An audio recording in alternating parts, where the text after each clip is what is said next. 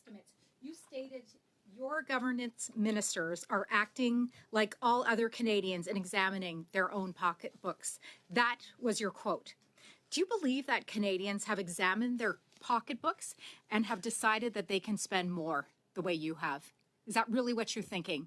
That they are examining their pocketbooks and are making the decision to spend more and can spend more as you are? I don't think they are. What would you like to tell Canadians on that, please?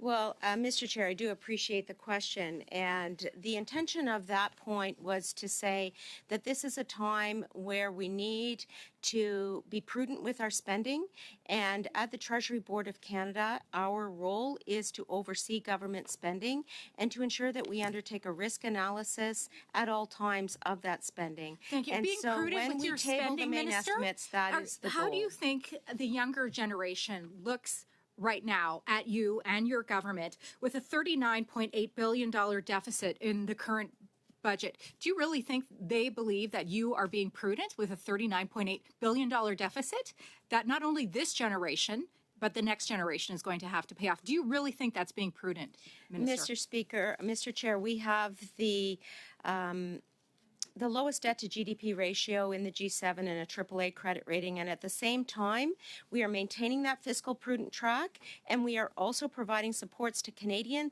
through dental care, through pharmacare, contraception for women so that they can make their own choices about their Canadians, bodies. when they're Mr. standing Chair. in line at the food bank, don't care about the debt to GDP ratio. They don't care about that. They just care that their tummies are empty and that they want food on the table to feed their families. Unlike the Conservative government Minister, before us. The government is currently spending Chair, more point on debt of order. servicing costs than they are in health transfer payments. Sorry, I'm Mr. just... Chair.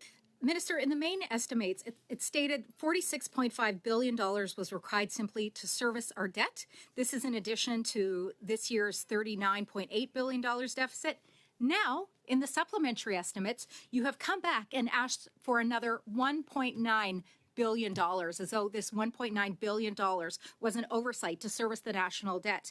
Why were these numbers not properly accounted for in your main estimates just a few months ago? And what can we as Canadians expect in the future in terms of further amounts that have not been accounted for as a result of your bad accounting? Mr. Speaker, Mr. Chair, on the issue of poverty, our government, unlike the Conservative government prior to us, we've reduced poverty in this country by 22%.